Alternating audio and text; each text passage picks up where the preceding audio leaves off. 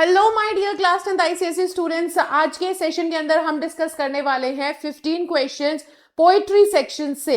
15 most important questions, वो भी सिर्फ 15 मिनट के अंदर। तो बिना किसी देरी के जल्दी से शुरू करते हैं। और सबसे पहला हमारे पास जो पोम है वो है हॉन्टेड हाउसेस, जो कि इंपॉर्टेंट है, इस बार के एग्जाम्स में आने के पूरे पूरे चांसेस रखती है।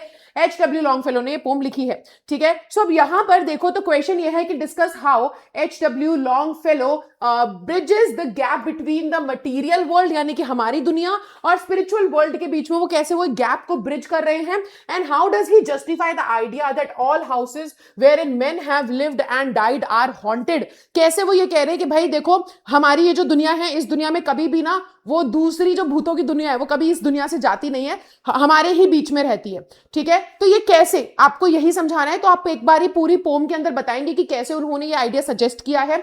आंसर ऐसा बनेगा कि in haunted houses Longfellow bridges the gap between the material and the spiritual world by portraying them. वो ये पोर्ट्रे कर रहे हैं ना कि वो क्या है, वो ओवरलैपिंग डायमेंशंस है, ना कि वो सेपरेट रियल्म नहीं है। वो ये बता रहे हैं ना कि भाई एक अलग दुनिया नहीं है, वो हमारी ही दुनिया में मिक्स्ड है, वो हमारी दुनिया में ओवरलैप कर रही है, राइट। यही बताते हुए वो दोनों दुनिया के बीच का गैप को ब्रिज कर रहे हैं, ठीक है। वो सजेस्ट करते हैं कि फिजिकल वर्ल्ड जो है वो एक टेनेमेंट है, वेयर स्पिरिट वर्ल्ड जो है वो लिंगर करता है हमारे आसपास। ऐसा कहा है ना कि वो एक एटमॉस्फेयर की तरह है। तो यही चीज आप यहां पे लिखोगे, अनलाइक टिपिकल गॉथिक हॉरर, जैसे कि हम बाकी सभी मूवीज में कहानियों में देखते आए हैं कि भूतों के बारे में जैसा दिखाया जाता है कॉन्जरिंग वगैरह में कि डरावने होते हैं। ये जो घोस्ट है ये डरावने नहीं है, ये हार्मलेस हैं, क्वाइट हैं एंड कंपेनियंस हैं, जो बस हमारे आसपास हमारे हॉल्स वगैरह में घूमते हुए हमें नजर आते हैं। मतलब नजर नहीं आते बट वो घूमते हैं, राइट। और लॉन्गफेलो जस्टिफाई करते हैं इस आइडिया को that all houses are haunted. ये कैसे वो जस्टिफाई कर रहे हैं, वो ऐसे जस्टिफाई कर रहे हैं कि ह्यूमन हिस्ट्री और इमोशंस जो होते हैं वो एक इंडेलेबल यानी कि एक ऐसा इम्प्रिंट जिसको मिटाया नहीं जा सकता। इंडेलेबल हम उसे कहते हैं बेटा जिसको आप उल्टा नहीं कर सकते, मिटान, जैसे टैटूज इंडेलेबल होते हैं, आपने बनवा लिया तो उसे मिटाया नहीं जा सकता, तो वैसा, ठीक है। इंडेलेबल इम्प्रिंट होता है फिजिकल स्पेस में। वो एक्सप्लेन करते हैं that the phantom guests are attracted by the familiar environments where they once lived, या एक्सपीरियंस जॉय या सॉरो। तो ये आपका आंसर बनेगा कि वो इस तरीके से स्पिरिचुअल वर्ल्ड को कंपेयर करते हैं एटमॉस्फेयर के साथ, और वो बोलते हैं कि हमारी दुनिया की ही आसपास वो एग्जिस्ट करता है, ठीक है। अगला क्वेश्चन है analyse the poet's description of ghost. उन्होंने पोएट ने कैसे घोस्ट को डिस्क्राइब किया है। Why does he describe them as harmless, quiet, and how does this contrast with the typical Gothic horror portrayal of spirits. भाई भूतों को दिखाते हैं डरावना, हमारे राइटर ने कैसे उनको इतना क्यूट दिखा दिया है, ये आपसे बोल रहे हैं, आपको इसे एक्सप्लेन करना है। तो इसका आंसर क्या बनेगा बेटा, हॉन्टेड हाउसेस में लॉन्गफेलो शिफ्ट करते नैरेटिव को of the supernatural by describing ghost as harmless. वो कहते हैं कि वो हार्मलेस है, क्वाइट है ना। और बाकी जो आप देखोगे एग्रेसिव स्पिरिट्स को दिखाया जाता है मूवीज वगैरह में, वो कैसे होते हैं, उनके साथ ही एकदम मैच नहीं करते, एकदम अलग है। ये जो फैंटम्स हैं इनको कैरेक्टराइज किया जा रहा है by their gentle and inoffensive presence, कि ये हमारे आसपास तो हैं बट ये परेशान करने वाले नहीं है, ये बहुत ही प्यारे हैं, ठीक है। They do not haunt through jump scares या फिर मेलेवलेंस के थ्रू ये हॉन्ट नहीं करते हैं, बल्कि चुपचाप नॉइजलेस फुटस्टेप से या क्वाइट ट्रेड से इधर से उधर बस भटकते हैं घर में, ठीक है, जिस घर में ये एक बार रहा करते थे। ये जो डिपिक्शन है ये स्ट्रिप यानी कि जो नेचुरल सुपरनैचुरल जो फिनोमेना हमें दिखाया जाता है ना कि जिसमें डर लगता है, टेरर होता है, ये उसको हटाता है। ये वो आइडिया आपके मन में ब्रेक करता है कि not all ghosts are harmful. तो ये हमें यहां पे बताया जा रहा है, ठीक है। यहां पर हमारे घोस्ट को कंफर्टिंग थोड़ा सा दिखाया जा रहा है, एक्सटेंशन ऑफ ह्यूमन हिस्ट्री। ये जो पोर्ट्रेयल है ये एकदम कॉन्ट्रास्ट में है किसके साथ बेटा, जो टिपिकल हमें गॉथिक हॉरर दिखाया जाता है, जहां पे स्पिरिट्स बड़े वेंजफुल होते हैं, नॉइजी होते हैं, फिजिकली डिसरप्टिव होते हैं, है ना। तो अब आप बताओगे कि while gothic tropes rely on clanking chains, blood curdling screams and malicious intent. अब आप बोलेंगे मैम ये लर्न करना पड़ेगा। आप इसको इजी वर्ड में भी याद कर सकते हो, जैसे कि बोल रहे हैं कि जो बाकी भूत होते हैं वो किस चीज पे रिलाय करते हैं, कि भाई डराने पर, मेलेवलेंस एक्ट पर, कि थोड़ा तबाही मचाएं। बट हमारे H.W. लॉन्गफेलो के जो भूत हैं वो ऐसे नहीं हैं, ये घोस्ट मॉन्स्टर्स नहीं हैं, ये फैंटम गेस्ट्स हैं, ठीक है, जो कि बस घर में एग्जिस्ट करते हैं, स्पेस लेते हैं लेकिन परेशान नहीं करते। अब अगला क्वेश्चन है, explain the metaphor of the perpetual motion of the human mind versus the stillness of the physical world as presented in the concluding stanzas of the poem. तो ये जो लास्ट में परपेचुअल जार मोशन ये word use हुए हैं, इसके बारे में आपको ये मेटाफर आपको बताना होगा। तो बेटा कंक्लूडिंग स्टैंजा हॉन्टेड हाउसेस का जो है उसके अंदर मेटाफर यूज किया है परपेचुअल मोशन। ये कॉन्ट्रास्ट करता है किसके साथ? The restless boundary crossing nature of the human mind. हम लोग रेस्टलेस माइंड हमारा जो चलता रहता है ना, उसी के बारे में बात हो रही है। With the static limited nature of the physical world, हमारी इस दुनिया का कितना लिमिटेड नेचर है। While our bodies and the houses we inhabit are still, वो एक जगह रहते हैं, हमारी बॉडी, हमारे घर जहां हम रह रहे हैं वो स्टिल है, राइट? एक confined to the present. The mind is balancing force that spans across time and space. हमारा मन तो कहीं भी भटक सकता है, हमारी शरीर यही होगा, क्लास में हम बैठे होते हैं, टीचर की बात सुन रहे होते हैं, लेकिन मन कहीं और होता है। तो वो यही बता रहे हैं कि बॉडी हमारी एक जगह स्थिर है, घर स्थिर है, लेकिन मन भटकने वाला एक आप कह सकते हो कि एक फोर्स है, ठीक है? तो लॉन्गफेलो सजेस्ट करते हैं कि ये जो ह्यूमन इंटेलेक्ट है ये is never truly at rest, कभी भी रेस्ट में नहीं रहती है, निरंतर चलती रहती है, ठीक है? इसके बारे में आप बताओगे। ये जो मेटाफर है सजेस्ट करता है presence of ghost as a natural extension of human thought. ये बहुत बढ़िया लाइन है, ये जरूर लिख के आना कि मेटाफर यहां पे ये जो पूरी पोम के अंदर मेटाफर है हॉन्टेड हाउस में, वो ये बताता है कि हमारे लॉन्गफेलो ने घोस्ट की प्रेजेंस को ऐसे दर्शाया है कि ये हमारे ह्यूमन थॉट्स का, ह्यूमन एग्जिस्टेंस का ही एक एक्सटेंशन है, ठीक है? तो यहां पे just as the mind can travel to the past, जैसे हम हमारा माइंड पास्ट में ट्रैवल कर सकता है, मेमोरीज के को सोच सकता है, फ्यूचर के थॉट एंड होप फ्यूचर में ट्रैवल कर सकता है, उसके बारे में सोच सकता है, राइट? तो यही परपेचुअल मोशन दिखाया जा रहा है of our inner lives allows us to bridge the gap between what is and what was. समझ गए? तो वो बोलता है ना कि I can see what is and what was, तो यहां पे यही आप बोलेंगे कि हमारा जो माइंड है वो हर एक चीज देख सकता है, क्या है क्या नहीं है। अब यहां से कंट्रोवर्सी आती है कि मैम हॉन्टेड हाउस में जो पोएट है वो हमारा घोस्ट है या वो हमारे पोएट हैं। तो बेटा अब यहां पर जिस इंसान ने बोला ना कि वी आर द, मतलब सुना कौन रहा है, नरेटर कौन है, ये बड़ा बच्चों को कंफ्यूजन है कि पोएट है या घोस्ट है। तो आप ना दोनों चीजों को जस्टिफाई कर सकते हो। अगर आपके पास इतना सॉलिड कंटेंट है ये बोलने के लिए कि वो घोस्ट है, तो आप अपनी लाइंस को वहां पे लिख सकते हैं कि घोस्ट है, और फिर जो पोम में लाइंस है उससे जस्टिफाई कर सकते हैं, क्योंकि उन्होंने ऐसे ऐसे बोला कि I can see what is what was. अगर आप इसको उस तरीके से जस्टिफाई कर पा रहे हो बेटा आपको मार्क्स मिलेंगे। अगर आप इसको पोएट के तरीके से जस्टिफाई कर पा रहे हो कि ये पोएट ही है, तो आपको वहां पे मार्क्स मिलेंगे। डिपेंड करता है, कोई एक सही आंसर नहीं है, आपका जो भी आर्ग्यूमेंट है, आप जो भी साइड ले रहे हो, आप उसको कितना स्ट्रांगली पेश कर पा रहे हो उस पर डिपेंड करेगा। अब जैसे मैंने यहां पर लिख दिया है कि भाई वो हमारा राइटर ही है, हमारा पोएट ही है, हमारे पोएट का ही माइंड के थॉट्स का एक्सटेंशन है, कि पोएट का जो माइंड है वो उसके बारे में बात हो रही है कि वो सोच सकता है क्या है, क्या था, क्या होगा। हमारा दिमाग हर चीज में, हमारा दिमाग टाइम ट्रैवल कर सकता है, राइट? हम नहीं कर सकते। तो ये मैंने लिखा है। तो अगर आप पोएट के साथ ऐसा, अगर आप इस पे स्टिक कर रहे हो कि नहीं मैम मैं तो ये मान के चलूंगा कि हमारा जो नरेटर है वो पोएट ही है, वो इंसान है, तो अगर आप वो मान के चल रहे हो तो बेटा आपके लिए फिर ये आंसर लिखना या आपके लिए ये चीज मेंशन करना बहुत ही बढ़िया हो जाएगा कि भाई हमारा जो पोएट है उसी के दिमाग का एक्सटेंशन है ये पूरा का पूरा जो वो सोच रहा है, राइट? और वो क्या पास्ट में हुआ, मेमोरीज के बारे में सोच सकता है, फ्यूचर में क्या होगा उसके बारे में सोच सकता है, और इस तरीके से वो एक गैप फिल कर रहा है, ठीक है? किस चीज के बीच में गैप फिल कर रहा है वो, कि क्या था एंड क्या हो सकता है या क्या है। फिजिकल वर्ल्ड जो है मेयरली एक स्टेज है, बट द माइंड जो है वो एक एक्टर है जो कि क्या करता रहता है, keeps the spirits of the past alive. हमारे मन में वो पास्ट की स्पिरिट्स अलाइव रहती हैं। तो यही आप बताओगे कि इसी का मतलब होगा बेटा motion and perpetual motion, right? Analyze the character of King Francis. How does his reaction to the event at the arena serve as a moral compass for the reader regarding the true nature of love?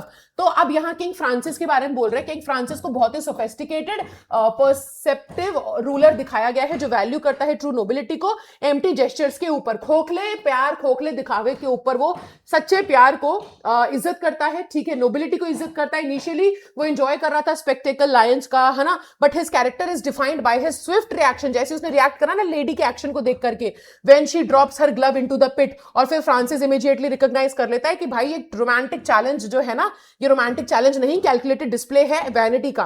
तो वो understand करता है इस चीज को कि she is risking the count's life merely to feed her own ego.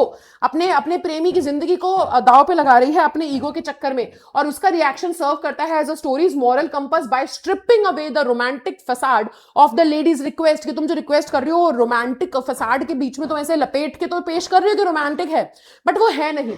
ठीक है। तो वो जब ये बात कहते हैं, बेटा अगर आप ये लाइंस कोट करते हो, it is going to be like, मतलब बहुत पसंद आएगी टीचर्स को, दे डिग फॉर इट। तो आप ना क्या करना, ये जो कोटेशन मार्क्स में ना लाइंस जरूर मेंशन करना, no love quoth he but vanity sets love a task like that. तो फ्रांसिस यहां पे डिफाइन करता है कि ट्रू नेचर ऑफ लव जो है ना, वो ऐसा नहीं होता है जो बेस्ड हो, जो वो ऐसा नहीं होता जो अपनी ईगो पे बेस्ड हो, वो बेस्ड होता है म्यूचुअल रिस्पेक्ट पे और प्रोटेक्शन पे, ना कि सेल्फिश टेस्टिंग पर। तो वैलिडेट करता है वो काउंट का डिसीजन कि भाई तुमने जो भी किया सही किया, इस तरीके से आप यहां पर मेंशन करेंगे, ठीक है। अगला है discuss the motivation of the count's mistress. उस लेडी की क्या मोटिवेशन थी, how does her desire to show her power lead to her social humiliation and what does this reveal about Hunt's view on vanity.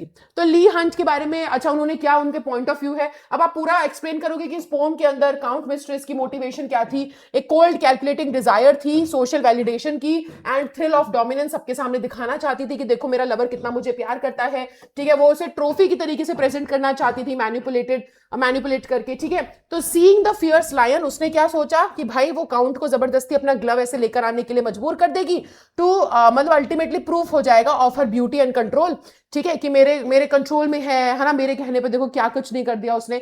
तो ये चीज, लेकिन plan backfire कर जाता है, क्योंकि इंस्टेड ऑफ अर्निंग एडमिरेशन उसे क्या मिलता है, ह्यूमिलिएशन मिलता है, जब काउंट रिट्रीव करता है ग्लव और उसके चेहरे में फेंक देता है। तो ये जो पब्लिक रिजेक्शन था, ठीक है, तो इस ये क्या है, सपोर्टेड बाय किंग फ्रांसिस ने भी इसे सपोर्ट कर दिया, यहां से उसकी थोड़ी सी ह्यूमिलिएशन हुई थी, ये सब आप लिखेंगे। और हमारी नरेटर जो है, हमारी नरेटर कह सकते हो, हमारी राइटर ली हंट जो है, वो यही प्रूव करना चाहती है इन कैरेक्टर्स के थ्रू, स्पेशली किंग फ्रांसिस के through and the act of count De Lorge, कि भाई वैनिटी जो है ना, that is not true act of love. तो ये आप चीज यहां पर लिख सकते हैं। Contrast the royal sport and the festive atmosphere of the court with the bloody and horrid nature of the lions in the pit. How does this setting enhance the drama of the gloves retrieved? अब यहां पे बोल रहे हैं glove जो था, ली Hunt ने जो पूरी पोम बनाई है, ग्लव निकालने को बोला, पूरा जो ड्रामा क्रिएट हो रहा है, लायंस वहां लड़ रहे हैं, तो इसके बीच में आपको सेटिंग के बारे में बात करने को बोला गया है, ठीक है। तो अब यहां पर देखो बेटा, वो ना एक शार्प कॉन्ट्रास्ट यूज कर रही है रॉयल स्पोर्ट के बीच में और horrid nature of the Lions के बीच में, ठीक है, लाइफ और डेथ के बारे में बात करने के लिए। तो अब यहां पे क्या है, गैलरी में एक सीन चल रहा है ना, the gallery is a scene of refined beauty, वहां पे सुंदर सुंदर औरतें सब बैठी हुई हैं, right, creating a festive safe atmosphere, ऐसा लग रहा है कि कुछ एक मतलब कोई एक त्योहार मनाने आए हो जैसे। This world of velvet and chivalry is physically separated from the pit, और पिट में वहीं पर खूनम खान चल रहा है, जहां डिस्ट्रक्शन चल रहा है ना, मौत के लिए दो लोग क्या, दो जानवर एक दूसरे से लड़ रहे हैं खूंखार तरीके से, और आसपास जो रॉयल लोग बैठे हैं उनके बीच में कितना क्यूट सा माहौल बन रखा है। तो ये कॉन्ट्रास्ट यहां पे दिखाया जा रहा है, ठीक है। ये जो सेटिंग है, ये ड्रामा को और एनहांस करती है, कैसे, by emphasising the calculated risk जो इसमें इन्वॉल्व है, ठीक है। The physical distance, smiling lady, beaming eyes of the lion creates a tension that snaps when the count leaps into the pit. तो यहां पे जो कॉन्ट्रास्ट है, प्रूव करते हैं कि लेडी की जो वैनिटी है is not just a social flaw but a dangerous force that डिसरिगार्ड्स the brutal reality of the beast below. तो ये आप इस तरीके से अपना आंसर बनाएंगे। Also, using imagery from the poem, explain how the death of a great tree, important question beta, how the death of a great tree affects the natural world. Lion elephant को कैसे affect करता है? How does this serve as a metaphor for the death of a great public figure or loved one? तो माया Angelo के इस पूरे, देखो writers का नाम ध्यान में रखना, माया एंजेलो के इस पोम के अंदर जो death of a great tree है, वो क्रिएट करता है एक वायलेंट डिसरप्शन नेचुरल हायरार्की में। एंजेलो यूज करती है इस पावरफुल इमेजरी को ताकि वो डिस्क्राइब कर सकते, कैसे इमेजरी यूज कैसे हो रही है, ये बताओगे। देखो वो ये तो बताना चाहती है, इमेजरी की मदद से वो ये तो बताना चाहती है कि भाई एक बड़े महान इंसान की या तुम्हारी जिंदगी में तुम्हारे कोई जो बहुत नजदीकी था, ऐसे इंसान के मरने से क्या उसका असर पड़ता है हमारी जिंदगी पे, वो तो वो इमेजरी से दिखा रही है। बट कौन सी इमेजरी है, जैसे कि रॉक्स ऑन डिस्टेंट हिल शडर, ये इमेजरी हो गई, लायंस हंकर डाउन, ये इमेजरी हो गई। इन सबसे क्या करना चाहती है, इन सबसे वो ये चीज दिखाना चाहती है कि अगर कोई एक इंसान हमारी लाइफ से चला जाता है या कोई एक बड़े महान इंसान की डेथ होती है तो हम पे उसका क्या इंपैक्ट होता है। तो ये चीज यहां लिखी है, this serves as a profound metaphor, ये जो मेटाफर है for death of a great soul, a public figure, है ना, और a deeply loved one. Just as the animal lose their sense of security, जैसे हमारी जिंदगी में कोई हमारी जिंदगी में खास इंसान था वो मर जाए, या कोई बहुत ही पब्लिक फिगर कोई ऐसा इंसान मर जाता है, तो जैसे एनिमल्स जो है उनको उनकी सिक्योरिटी ऐसा लगता है ना कि छिन गई है, वैसा ही कुछ एक्सपीरियंस हमारा भी होता है, ठीक है, नमनेस, उनकी रियलिटी श्रंक कर जाती है, राइट। तो ये सब आप लिखोगे, और यही their passing creates a space that cannot be easily filled, forcing those left behind to confront a world that feel suddenly colder. अरे यार, अगर तुम्हारे कोई इंसान जिंदगी में है जो तुम्हारा पिलर था, राइट, जिसकी वजह से तुम ग्राउंडेड महसूस करते थे, जो तुम्हारा सपोर्ट सिस्टम था, अगर वो चला जाए तो हम ऐसा लगता है ना कि अब हम कहां जाएं, वी माइट फॉल नाउ। तो यही चीज वो यहां दिखाने की कोशिश कर रही है, ठीक है बेटा। अगला देखो, describe the psychological shift that occurs in the poem from the numbness and shrunk minds to those left behind to the eventual blooming of the soul. Important, ये 3 क्वेश्चन जरूर पढ़ के जाना है इस पोम से, ये पोम आने के चांसेस हैं, इन तीनों में से क्वेश्चन भी आ सकता है। In Maya Angelou's when great trees fall the psychological shift begins with a paralysing numbness upon the death of a great soul. वो बताती है ना कि कैसे नमनेस आती है अगर एक इंसान मर जाता है, ग्रेट सोल मर जाती है तो, एंड जो पीछे रह जाते हैं वो कैसे श्रंक कर जाते हैं, इस चीज के बारे में बताया जा रहा है। ये जो फेज है इसको डिफाइन किया जा रहा है as dark cold caves of silence and a brief stony, ठीक है, existence where memory becomes a source of pain. उन यादों में आप क्या करते हो, यादों को सोच के ना तो कंफर्ट नहीं मिलता, दुख होता है, ठीक है। तो ये imagery of shrivelled soul illustrates the initial inability to process, starting का प्रोसेस दिखाया जा रहा है कि जब हम स्टार्टिंग में हम जब ग्रीफ एनकाउंटर करते हैं तो कितना दुखता है, कितना दर्द होता है, हमारी एग्जिस्टेंस कितनी छोटी हो जाती है, हमारे लिए वो यादें कितनी पेनफुल होती हैं, बट बाद में बताते हैं कि ट्रांसफॉर्मेशन आता है, धीरे धीरे हीलिंग का प्रोसेस स्टार्ट होता है, हैवी साइलेंस वगैरह बता रहे हैं ना, इनिशियल हैवी साइलेंस, फिर वो सूदिंग में कन्वर्ट हो जाता है। तो आपको हीलिंग ट्रांसफॉर्मेशन प्रोसेस यहां पे एक्सप्लेन करना पड़ेगा, ठीक है बेटा। ये पीडीएफ टेलीग्राम पे अवेलेबल हो जाएगी। How does Angelou conclude the poem on a note of hope, कैसे होप के साथ कंक्लूड हो रही है poem. Discuss the significance of the lines, they existed, we can be and be better, ठीक है, important. Maya Angelou concludes when great trees fall by shifting the focus from the vacuum of death to the enduring legacy of life, the final note of hope is found in the soothing silence. अब basically आपको पूरा बताना है कि last में hope कहां पे है, वर्ड्स यूज करो, टेक्सचुअल एविडेंस यूज करो कि उन्होंने सूदिंग वर्ड यूज किया है ना, पहले उन्होंने स्टोनी ग्रीफ बोला था, अब सूदिंग वर्ड यूज कर रहे हैं वो। तो इससे समझ में आ रहा है कि कैसे अब धीरे धीरे एक ना होपफुल एंडिंग की तरफ जा रहे हैं कि भाई ठीक है, किसी के मरने के बाद हमें बुरा तो महसूस होता है, बट देन कहीं ना कहीं धीरे धीरे टाइम के साथ हील भी करते हैं हम, उम्मीद भी आती है। ये आपने एक्सप्लेन करा, फिर आप लास्ट के जो लाइंस है उनको एक्सप्लेन करोगे, they existed, we can be and be better. ये एक एफर्मेशन की लाइन है, ठीक है, कैसे वो रिपीट कर रही हैं, एक होप दे रही हैं कि हो सकता है, अभी भी हो सकता है, हम बेटर हो सकते हैं, धीरे धीरे we will heal and we can be better. तो ये चीज आप यहां पे लिखने वाले हो, ठीक है। पूरा इसको एक बार रीड जरूर करिएगा बेटा, ट्रांसफॉर्मेशन से रिलेटेड क्वेश्चन यहां पे आ सकता है। अच्छा, how does Frost use the speck on his manuscript to comment on the universal instinct for survival? Analyze the moment. तो यूनिवर्सल इंस्टिंक्ट ऑफ सर्वाइवल तो यही है भाई कि चाहे बड़ा छोटा कैसा ही हो प्राणी, सबको जान प्यारी होती है। Inconsiderable speck, Robert Frost use करते हैं माइक्रोस्कोपिंग इंसेक्ट को as a powerful symbol for the universal instinct of survival, है ना। तो जब अब आप पूरा बता देना कि पोएट जब लिख रहे थे फिर उनको एक सिंपल सा वो मिला, मतलब आप ये आंसर भी लिख सकते हो, मैं आपको और इजी लैंग्वेज में बता रही हूं कि आप लिख सकते हो कि उनको एक छोटा सा स्पेक मिला जो कि उनको लगा कि उनकी ब्रेथ की वजह से हिल रहा है, बट देन क्या हुआ, वो एक्चुअल में क्या था, एक माइट था जो कि दौड़ रहा था, फिर रुक जाता था, फिर दौड़ने लग जाता था, फिर रुक जाता था, क्लियरली पता चल रहा था कि वो डर रहा है ना, फियर ऑफ डेथ था उसके अंदर। तो ये सब आप यहां पर लिख सकते हैं, एंड देन आप बता सकते हैं कि कैसे उस माइट से भी हमें पता चल रहा था कि उसके पास भी एक इंक्लिनेशन है ना, खुद का वो समझ पा रहा है क्या सही है क्या गलत है, he is cared for his life. ये आप लिखने वाले हो कि he has his mind of own, he has his own mind, ठीक है। तो ये सब लिखेंगे, ये सब आप यूज कर सकते हो। Intelligence stops the poet from crushing, कि उसकी इंटेलिजेंस को देख करके हमारे पोएट सोचने कि उसे नहीं मारना चाहिए, ही ऑल्सो डिजर्व्स डिग्निटी, है ना, उसके पास भी एक मौका होना चाहिए। Just because he can not stand up for himself, just because वो बहुत ही छोटा है तो इसका मतलब ये नहीं कि इनसिग्निफिकेंट है, ठीक है। तो इसी चीज के बारे में आप यहां बात करने वाले हैं। नेक्स्ट क्वेश्चन है, discuss the poets underlying critic of human literature and mindless writing. Why does he feel a strange sympathy for the insect compared to some human authors? देखो, कंसिडरेबल स्पेक में वो ना एक टाइनी से insect को use कर रहे हैं एक बहुत ही बड़ा सेटायर डिलीवर करने के लिए, और वो क्या है, state of contemporary human literature. His critic is aimed, ये थोड़ा हाई लेवल क्वेश्चन है, मेरे को नहीं लगता कि ये पूछा जाएगा, बट आप एक बार पढ़ लो। मतलब थोड़ा ट्रिकी है, मेरे को क्वेश्चन मेरे को लगा कि एक ऐसा एंगल निकल सकता है, मैंने इसलिए यहाँ पर लिखा है, but I don't feel like ये आना चाहिए क्योंकि बहुत हाई लेवल हो जाएगा, आना तो नहीं चाहिए यार, ठीक है, तो इसीलिए, बट आप पढ़ लीजिए। His critic is aimed at mindless writing, prose या पोइट्री जिसके अंदर जेन्युइन थॉट नहीं होता है, इमोशंस नहीं होते, इंक्लिनेशन नहीं होते हैं। तो फ्रॉस्ट जो है ना, much of human writing is mechanical and repetitive, कि बस एक जैसा ही काम हो रहा होता है, कोई स्पार्क नहीं होता, इंटेलिजेंस उसमें यूज नहीं होती है।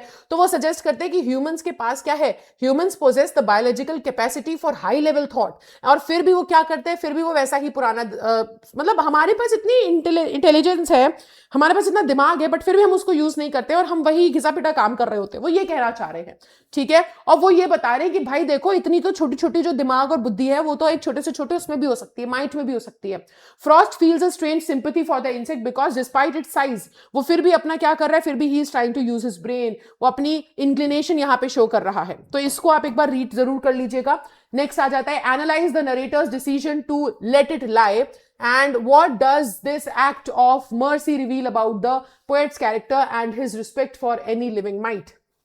ओके तो यहां पर हमें यह समझ में आ रहा है कि नरेटर का जो डिसीजन है ना, कि वो उसे जीने देते हैं, उसे वहां छोड़ देते हैं, तो इस यहां से एक सिग्निफाई करता है एक मॉरल और इंटेलेक्चुअल एम्पैथी को, कि वो एम्पैथाइज कर रहे हैं उसके साथ, वो ऑब्जर्व कर रहे हैं टाइनी इंसेक्ट को, उसके मैन्यूवर्स को अवॉइड कर रहा है वो वेटिंग, और फिर वो इधर से उधर भाग रहा है अपने आप को बचाने के लिए। तो यहां से उनको समझ में आ रहा है कि जो लिविंग माइट है ना, इसका खुद का एक इंक्लिनेशन है, खुद का सोच है, तो भाई बाय स्पेयरिंग द क्रीचर वो ऑनर करते हैं यूनिवर्सल स्पार्क ऑफ इंटेलिजेंस को, and will to survive regardless of the scale, चाहे कितना ही छोटा बड़ा हो। भाई आप में बुद्धि है, आप जीना चाहते हैं तो आप डिजर्व करते हैं रिगार्डलेस ऑफ योर साइज। तो ये आप लिखने वाले हो यहां पर, ठीक है। The power of music is a piece of nonsense verb. अब नॉनसेंस वर्ब का मतलब, वर्ड्स का मतलब क्या है, वो आपसे पूछ रहे हैं। हाउ डज सुकुमार रे हाइपरबोली का कैसे यूज कर रहे हैं, एब्सर्ड इमेजरी का कैसे यूज कर रहे हैं, to mock the arrogance of a person who believes they are talented. तो यहां पर बेटा देखो, सुकुमार रे जो है वो नॉनसेंस वर्ड्स कैसे यूज करे, देखो ये वेपन है against ego. Ray utilise hyperbole to transform Bhishma Lochan Sharma की सिंगिंग को एक लिटरल वेपन में वो ट्रांसफॉर्म कर दे रहे हैं, जो कि मास डिस्ट्रक्शन क्रिएट कर रहा है, जो कि है उसकी आवाज, है ना, जो क्या कर रहा है, कानों को दुख पहुंचा रही है। तो एब्सर्ड इमेजरी का भी इस्तेमाल किया गया है, एरोगेंस को मॉक करते हैं कि कुछ लोगों को लगता है कि वो टैलेंटेड हैं एंड इसकी वजह से दे क्रिएट chaos। तो while the world literally turns upside down, की पूरी दुनिया अपसाइड डाउन टर्न हो चुकी है, लेकिन फिर भी भीष्म लोचन शर्मा कंटिन्यू करे जा रहा है, कन्विंस्ड है वो कि मेरे को तो आता है, मैं तो टैलेंटेड हूं। तो by equating a talented performance with a natural disaster, कि कैसे कि एक इंसान को लग रहा है कि वो टैलेंटेड है जिसकी वजह से वो नेचुरली डिजास्टर कर रहा है, क्रिएट कर रहा है, तो वो हाईलाइट करते हैं delusional nature of self importance, ठीक है। Describe the chaotic effect of Bhishma Lochan Sharma singing, आपको बताना है क्या chaotic इफेक्ट है and what makes this description humorous. अब आप बताओगे टर्न टर्टल वाला सब कुछ, हाँ ये हाँ सेम ही क्वेश्चन है, ओके। तो यहां पे अब आप बताने वाले हैं कि उसकी सिंगिंग से क्या हो रहा था, एक सोनिक डिजास्टर बन रहा था, ये वर्ड जरूर याद रखना, ठीक है। और लॉ ऑफ नेचर जो डिफाई कर रहा था लॉ ऑफ नेचर को, उसकी वॉइस से हो क्या रहा था, वो सब आप लिखेंगे कि फिशेज और नीचे चली गई थी, टर्न टर्टल हो गई थी चिड़िया, है ना, सब कुछ, सब कोलैप्स कर रहे थे, पेड़ वगैरह कोलैप्स कर गए थे, ये सब आप लिखने वाले हो, ठीक है ना, ये सब आप लिखने वाले हो। बिल्डिंग्स जो है वो गिर रही थी, कैटास्ट्रोफ आ रहा था, आप ये लिखोगे। और इसी के अंदर उन्होंने ह्यूमर क्रिएट करने की कोशिश करी है by exaggeration, humour through exaggeration, ये आपका कीवर्ड है, याद रखिएगा, ठीक है। अगला last, analyse the ending of the poem, why is this significant that only a billy goat is able to stop the singer, why does this say about the, what does this say about the power of the music. So बेटा poem की जो ending है वो एक Triumph है irony की, क्योंकि बिली गोट जो है वो सक्सीड कर जाती है जहां ह्यूमैनिटी फेल हो गई, ठीक है, लोग उसे रोक नहीं पाए। ये जो चॉइस है is significant because it mirrors Bhishma Lochan की खुद की अनरिफाइंड स्टबर्न नेचर को ये शोकेस कर रहा है यहाँ पे, कि it takes a blunt and physical force, कि भाई तुम्हें सीधा जाके बोलना पड़ेगा, तुम पोलाइट हो रहे हो, वो सामने वाला सुन नहीं रहा है, उसको लग रहा है वो तो ब्रिलियंट है ना, तुम उसे कितना ही पोलाइटली रिक्वेस्ट करो, तो एक ब्लंट इंसान की जरूरत है, एक ब्लंट, एक स्ट्रेट फॉरवर्ड पर्सन की जरूरत है, एक फिजिकल फोर्स की जरूरत है, एक ऐसे इंसान को शांत करने के लिए जिसको कोई लॉजिक और लोगों की प्ली समझ में नहीं आती है। The power of the music is thus revealed by the purely destructive and mechanical rather than spiritual ठीक है। उससे दिखाया जा रहा है पावर जो है म्यूजिक की स्पिरिचुअल नहीं बल्कि डिस्ट्रक्टिव है, मैकेनिकल है। By having a simple animal and the catastrophic simple से एक बकरी ने पूरे इस तबाही को रोक दिया एक सिंगल बट से। तो यहां पे रे सजेस्ट करते हैं कि भीष्म की जो आर्ट थी वो मियरली एक फिजिकल असॉल्ट था on the senses and ultimately conquered not by a higher critic but by more powerful physical nuisance. So ये आपका आंसर बनेगा बेटा। And here ends the 15 important questions. मैं बोलूंगी जो मैंने क्वेश्चन देखो जो आपके लिए मेरे को लग रहा था कि नहीं है, आप उसको सिर्फ एक बार रीड जरूर कर लेना, एक बार नजर जरूर डालना उस क्वेश्चन पे, कंसिडरेबल स्पेक वाला जो था। उसके अलावा ये जो मैंने आपको चैप्टर बताया haunted house when great trees fall, उसको अच्छे से करके जाना, अच्छे से प्रिपेयर करना उन क्वेश्चंस को। एंड ये वाला जो हमारा चैप्टर है ना लास्ट में जो क्वेश्चन करवाया मैंने पावर ऑफ म्यूजिक, उसको भी। चलो तो मैं आपसे अब मिलती हूँ नेक्स्ट सेशन में गाइज। रात को हमारा जो नेक्स्ट सेशन होने वाला है it will start at around 9 PM। तो मैं आपसे उस सेशन में मिलती हूँ, तब तक के लिए bye bye guys, take care and thank you so much everybody.